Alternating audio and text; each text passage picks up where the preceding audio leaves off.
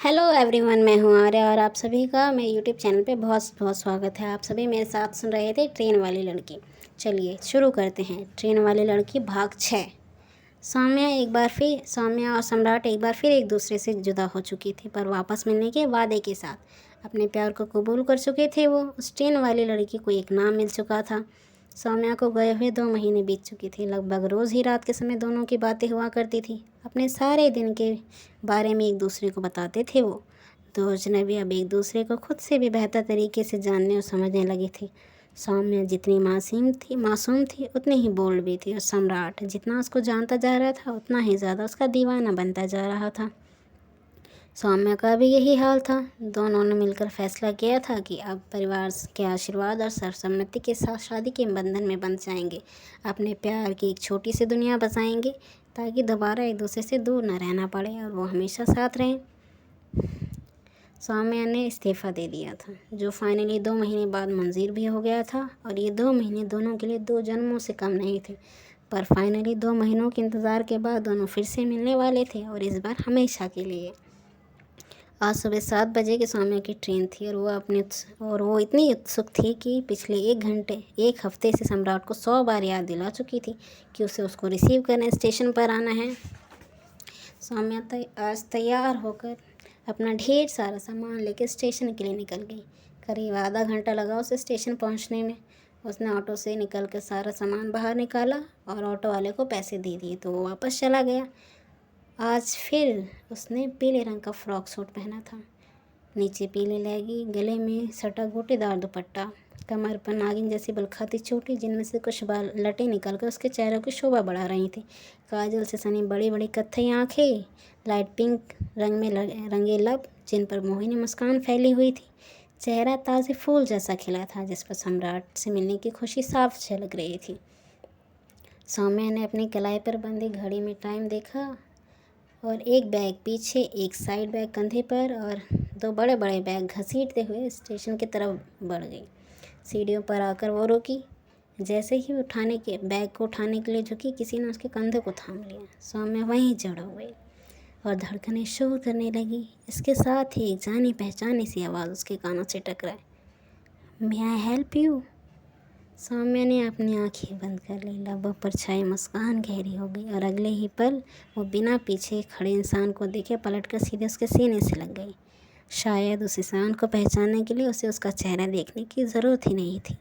उसका स्पर्श और आवाज़ ही काफ़ी थी उसकी पहचान जाहिर करने के लिए। उस शख्स के सीने से लगते ही उसकी बेचैन धड़कनें शांत होने लगी। कुछ पल सौम्या उस शख्स के सीने से लगी रही, फिर 2 कदम पीछे हटकर अपने पनीली आँखों से उसको अपलक देखने लगी। वाइट शर्ट जो उसकी गठीले बदन पर खूब सज रही थी, ब्लैक फॉर्मल पैंट, शर्ट की बाजुओं को कोहनी तक फोल्ड किया हुआ था, माथे पर लहराते बाल, गहरी काली आंखें जिनमें सौम्या का अक्स झलक रहा था, लबों पर कातिलाना मुस्कान सजाए सम्राट उसके सामने खड़ा था और उसे ही निहार रहा था। हमेशा से कहीं ज़्यादा आकर्षक और हैंडसम लग रहा था आज वो। ऐसे क्या देख रही हो तुम मुझे? कुछ पल खामोशी से सौम्या को निहारने के बाद सम्राट ने ये बात शुरू की थी। उसका सवाल सुनकर सौम्या ने मोहिनी मुस्कान लबों पर सजाते हुए कहा, देख रही हूँ कि ख्वाब में तुम कितनी प्यारी लगती हो। ख्वाब? सम्राट की भौहें से कूद गई और वहीं सौम्या खिलखिला के हंस उठी। उसने एड़ी उठाकर उसकी गर्दन पर अपनी बाजुओं को लपेट दिया और उसे प्यार से निहारते हुए बोली, तुम यहाँ कैसे आए, कब आए, और अगर आने वाली थी तो मुझे पहले बताया क्यों नहीं? सम्राट, जो अब तक हैरानी से सौम्या को देख रहा था, उसने अपनी बाहों को सौम्या की कमर पर लपेटते हुए उसको अपने करीब खींच लिया और उसके ताज़े गुलाब जैसे खिले चेहरे को निहारते हुए बोला, अगर पहले बता दिया होता तो जो खुशी इस वक्त तुम्हारे चेहरे पर देख रहा हूँ वो कैसे देख पाता? सौम्या की मुस्कान गहरी हो गई उसकी बात सुनकर। उसने यूं ही सम्राट को निहारते हुए फिर से सवाल दोहराया, तुम आए कब? कुछ देर पहले। अब चलो वरना ट्रेन फिर से छूट जाएगी तुम्हारी। ओह, इस बार मेरी कोई ट्रेन नहीं छूटने वाली। सौम्या ने तुरंत इनकार में सर हिलाया। उसकी बात सुनकर सम्राट ने भौंचकाते हुए सवाल किया, और वो क्यों? क्योंकि अब तुम हो ना मेरे पास।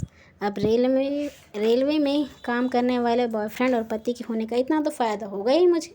सौम्या की बात सुनकर सम्राट मुस्कुरा दिया। उसने सौम्या के नाक को हल्के से टच करते हुए कहा, कुछ भी बोलती हो, रेलवे में काम करता हूँ, रेलवे खरीदी नहीं है मैंने जो वो मेरे हिसाब से चलेगी। उसका अपना टाइम टेबल होता है और अगर तुमने और टाइम वेस्ट किया तो दोनों यहीं रह जाएंगे, इसलिए बाकी बातें ट्रेन में करना, अभी चलो। सम्राट ने हल्के से उसके माथे को चूमते हुए उसको खुद से अलग किया, फिर बैग उठाकर आगे चलने लगा। सौम्या भी उसके पीछे चल दी। कुछ पल बाद दोनों ट्रेन में थे। सम्राट ने पहले ही टिकट बुक कर ली थी तो उन्हें सीट मिली हुई थी। कुछ देर दोनों के बीच बातें होती रहीं, फिर सौम्या उठकर गेट की तरफ चली आई। सम्राट भी उसके पीछे पीछे चला आया। बाहर अच्छी हवा चल रही थी, ट्रेन की रफ्तार भी ठीक थी और बाहर का नज़ारा बेहद खूबसूरत। दूर दूर तक फैले खेत और बड़े बड़े पेड़, हर जगह हरियाली ही हरियाली थी। आकाश में नीले बादल छाए हुए थे, सब बहुत खूबसूरत और मनभावन था। सौम्या आज बेहद खुश थी। वो कुछ पल दरवाजे पर खड़े लबों पर सौम्य से मुस्कान सजाए बाहर का नज़ारा देखती रही, फिर गेट का हैंडल पकड़कर हल्का बाहर की तरफ झुक गई और दूसरा हाथ फैलाए हवाओं का आनंद लेने लगी। उसके बाल हवा में लहराने लगे थे। ये देखकर सम्राट की आंखों की पुतलियाँ फैल गईं। उसने बिना एक पल गवाए सौम्या की कमर को थामकर उसको अंदर लाते हुए घबराई निगाहों से उसे देखते हुए कहा, ये क्या कर रही हो? पता है ये कितना खतरनाक हो सकता है? ऐसे बाहर को लटकता है क्या? अगर तुम्हारा बैलेंस बिगड़ जाता तो क्या होता, अंदाज़ा भी है तुम्हें? जहाँ सम्राट कुछ परेशान और घबराया हुआ लग रहा था, वहीं सौम्या अपने नाम के अनुरूप सौम्य से मुस्कान अधरों पर सजाए उसे देख रही थी।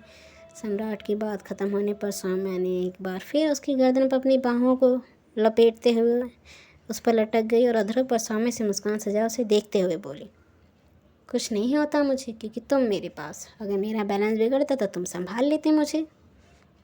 सौम्या का जवाब सुनकर सम्राट ने पहले उसको आंखें तरेर के घूरा, फिर जैसे ही नाराज़गी से चेहरा फेरना चाहा, सौम्या ने उसके गाल पर हाथ रखकर उसके चेहरे को अपनी तरफ करते हुए कहा, आज मैं बहुत बहुत बहुत खुश हूँ।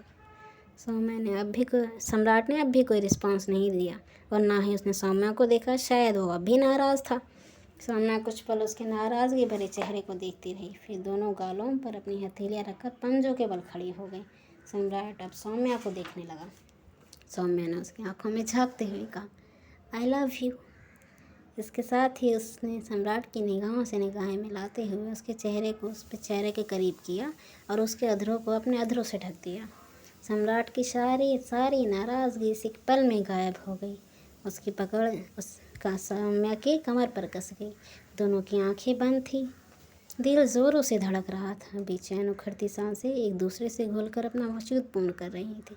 चेहरे पर खुशी थी अपने प्यार को पाने की। ट्रेन से शुरू हुई प्रेम कहानी आज इस ट्रेन के सफ़र के साथ पूर्ण हो गई थी। दूर कहीं किसी के फ़ोन में गाना बज रहा था,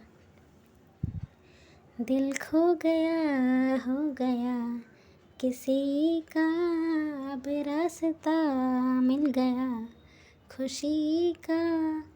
तो दोस्तों, ये थी एक छोटी सी प्रेम कहानी, ट्रेन वाली लड़की। अब आप मुझे ये अगर आपको ये कहानी पसंद आई हो तो मेरी वीडियो को लाइक करें और कमेंट करके ये बताना बिल्कुल ना भूलें कि आपको ये कहानी कैसे लगी, और साथ ही ये भी बताएं कि आगे के लिए आप कितने एक्साइटेड हैं। आगे की इन्फॉर्मेशन लेने के लिए मेरे चैनल को सब्सक्राइब करें। आज के लिए बस इतना ही, जल्द ही मिलते हैं एक नई प्रेम कहानी के साथ।